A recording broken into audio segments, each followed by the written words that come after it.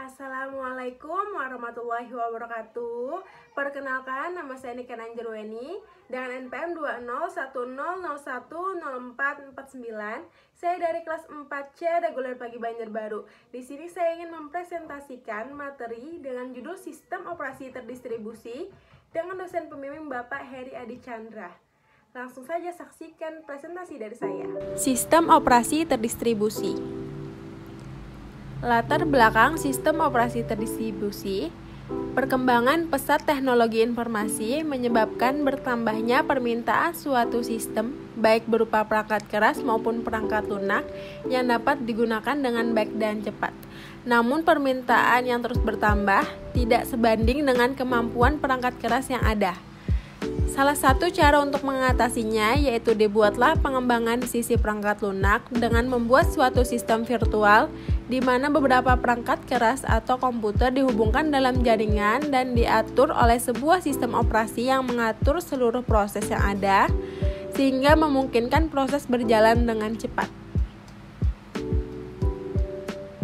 Sistem operasi yang mengatur proses ini sering disebut sebagai sistem operasi terdistribusi atau distributed operating system. Sistem operasi terdistribusi yang sejati ialah yang berjalan pada beberapa buah mesin yang tidak melakukan sharing memori tetapi terlihat bagi user sebagai satu buah komputer single. Pengguna tidak perlu memikirkan keberadaan perangkat keras yang ada seperti prosesor. Contoh dari sistem seperti ini adalah Amoeba OS. Apa itu sistem operasi dan sistem operasi terdistribusi? Sistem operasi. Berikut arsitektur distribusi OS. Sistem operasi atau OS ialah sekumpulan software yang mengatur sumber daya di hardware komputer dan memberikan layanan bagi program komputer. Sistem operasi merupakan komponen penting perangkat lunak dalam sebuah komputer di mana program aplikasi membutuhkan sistem operasi untuk melakukan fungsinya. Pada hardware seperti alat input-output dan alokasi memori, sistem operasi berfungsi sebagai perantara antara program dengan komputer hardware. Sistem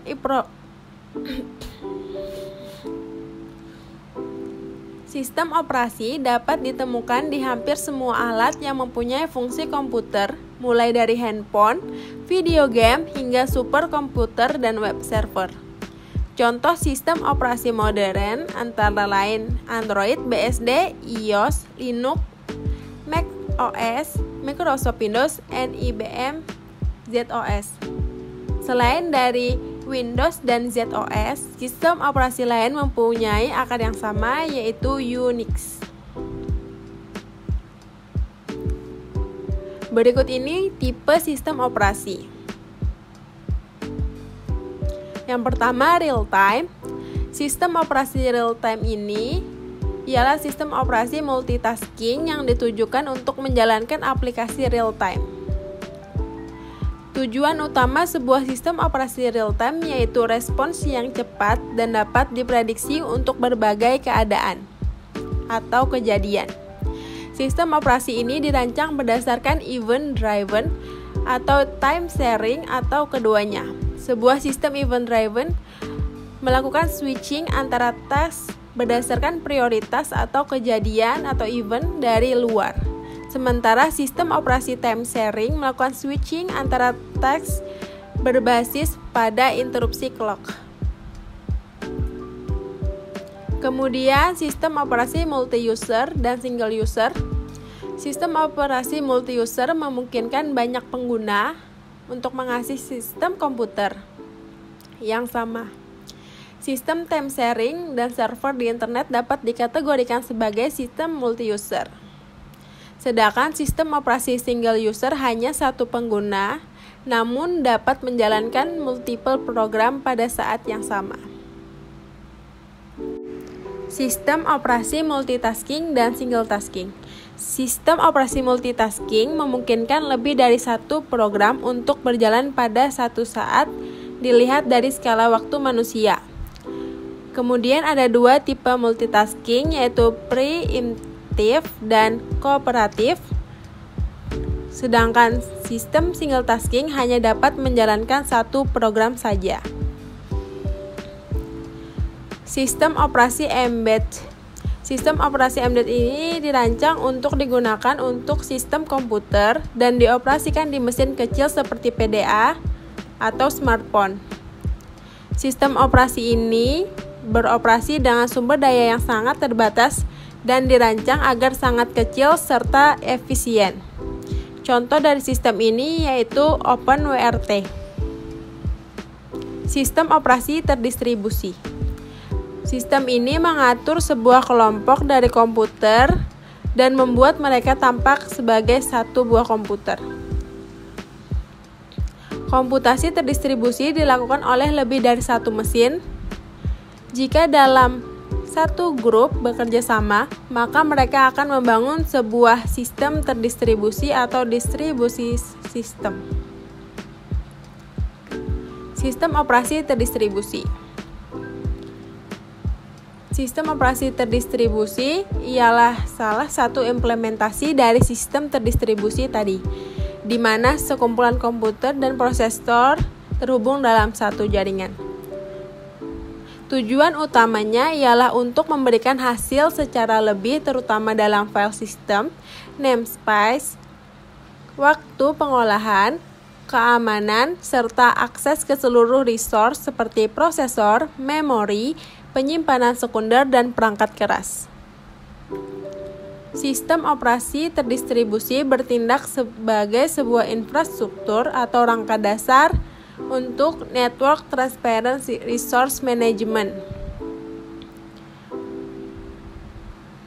Manfaat sistem operasi terdistribusi yang pertama adalah share resource. Walaupun perangkat sekarang sudah memiliki kemampuan yang cepat dalam proses-proses komputasi, apabila hardware terbatas, kecepatan yang diinginkan user dapat diatasi dengan menggabung perangkat yang ada dengan sistem DOS. Kemudian manfaat komputasi. Salah satu keunggulan sistem operasi terdistribusi adalah bahwa komputasi berjalan dalam keadaan paralel. Kemudian reliabilitas ialah fitur unik yang dimiliki oleh DOS. Dan yang terakhir komunikasi. Di dalam sistem operasi terdistribusi berjalan dalam jaringan dan biasanya melayani koneksi jaringan.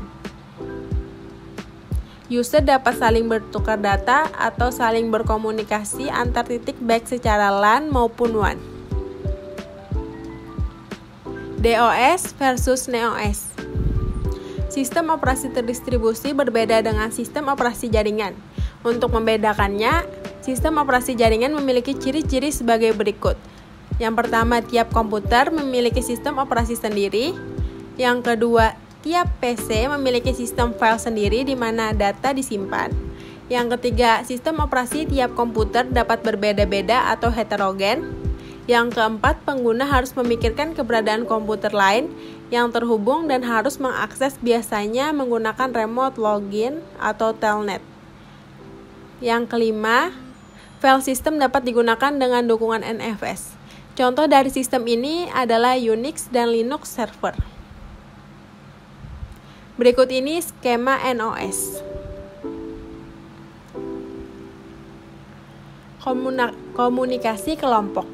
Dalam sistem tersebar, komunikasi dapat melibatkan banyak proses sekaligus, tidak hanya dua.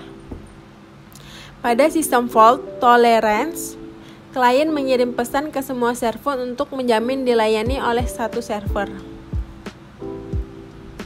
Berikut ini contoh aplikasi sistem operasi terdistribusi, yaitu yang berbasis Linux. Contoh sistem operasi terdistribusi yaitu Amoeba OS. Amoeba adalah sistem berbasis mikrokernel yang tangguh yang menjadikan banyak workstation personal menjadi satu sistem terdistribusi secara transparan. Berikut ini ialah desain sistem operasi dari Amoeba.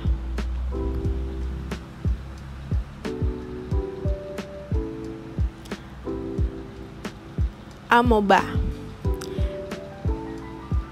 Berikut ini ciri-ciri dari amoeba dan kegunaannya. Amoeba ini tumbuh dari bawah hingga akhir sehingga menjadi sistem operasi terdistribusi. Inilah keunggulan sistem operasi terdistribusi dalam hal reliabilitas. Apabila ada satu unit pemproses yang mati, maka proses yang dialokasikan harus di-restart.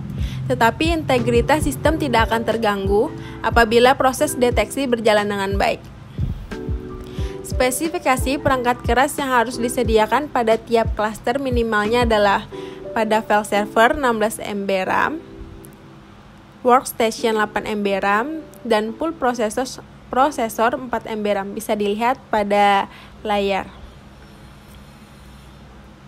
Kemudian ini komponen amoeba. Yang pertama workstation atau komputer personal, yang kedua gateway, yang ketiga prosesor pool. Kemudian untuk selanjutnya prosesor yang lain berada dalam antrian menunggu proses yang lain selesai.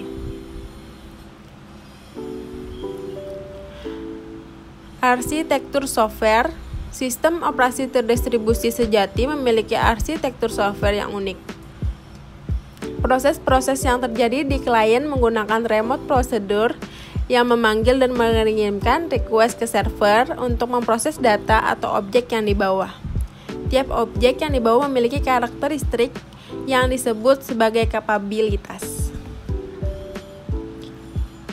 Arsitektur software yang pertama, kapabilitas ini besarnya adalah 128 bits. 48 bits pertama menunjukkan servis mana yang memiliki objek tersebut.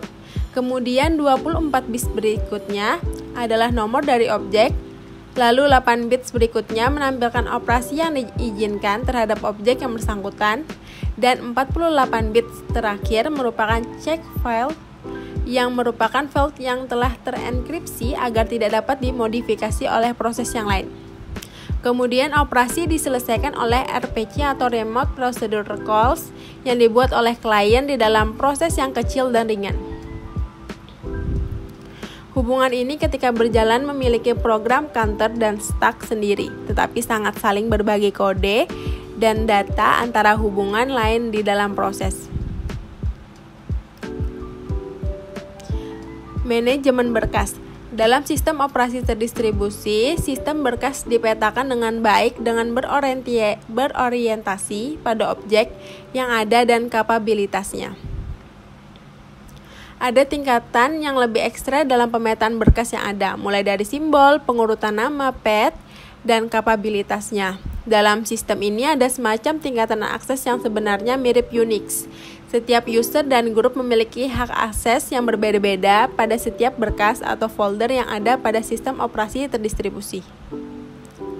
Dalam implementasi sistem amoeba, hak akses yang dimiliki pengguna terbatas pada hak baca file, tulis atau membuat file, dan hapus file. Dengan hal ini, maka keamanan server dapat terjaga. Bahkan, dibuat semacam kode acak yang akan menyandikan file tersebut sehingga tidak mudah dibaca oleh siapapun.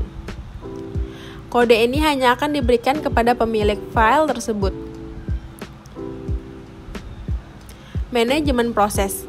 Dalam sistem operasi terdistribusi, tiap proses berada pada alamat segmen-segmen virtual. Proses-proses ini dapat memiliki lebih dari satu hubungan.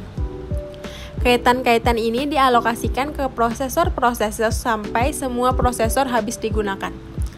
Hasil dari manajemen proses seperti ini menghasilkan utilisasi yang lebih baik, di mana tidak perlu switch apabila harus ada proses yang berat, karena satu proses dialokasikan ke satu prosesor. Proses memiliki dua macam keadaan. Yang pertama yaitu proses sedang berjalan, atau yang kedua sedang stun. Stun terjadi bila proses masih ada tetapi tidak melakukan eksekusi apapun, atau sedang dalam proses debug. Pada keadaan ini, kernel memberitahu komunikator atau kernel yang lain bahwa ada proses yang dalam keadaan stun. Kernel yang lain tersebut berusaha berkomunikasi dengan proses itu sampai proses di-kill atau di proses tersebut berjalan kembali. Debugging atau migrasi pada proses ini selesai setelah adanya stunning. Kelemahan sistem operasi terdistribusi yang pertama, perawatan tiap klaster yang sangat sulit, kemudian boros daya karena harus menghidupkan banyak CPU, lalu membutuhkan jaringan berkecepatan tinggi. Kelemahan-kelemahan tersebut sebenarnya tidak seberapa jika dibandingkan dengan hasilnya. Misalnya saja, search engine paling ramai seperti Google yang menggunakan teknologi ini karena hardware yang paling canggih saat ini masih belum mencukupi untuk menangani jutaan request server Google tiap detiknya. Sehingga mereka harus membuat sistem paralel yang mampu melayani keperluan tersebut. Selain itu, dalam dunia research juga diperlukan sistem ini terutama untuk melakukan perhitungan-perhitungan yang tentu saja sangat rumit dan membutuhkan pemrosesan yang hebat dan cepat supaya dapat segera dicari hasilnya. Sekian presentasi dari saya. Nah, itu tadi presentasi tentang sistem operasi terdistribusi dari saya. Terima kasih telah menyaksikan. Wassalamualaikum warahmatullahi wabarakatuh.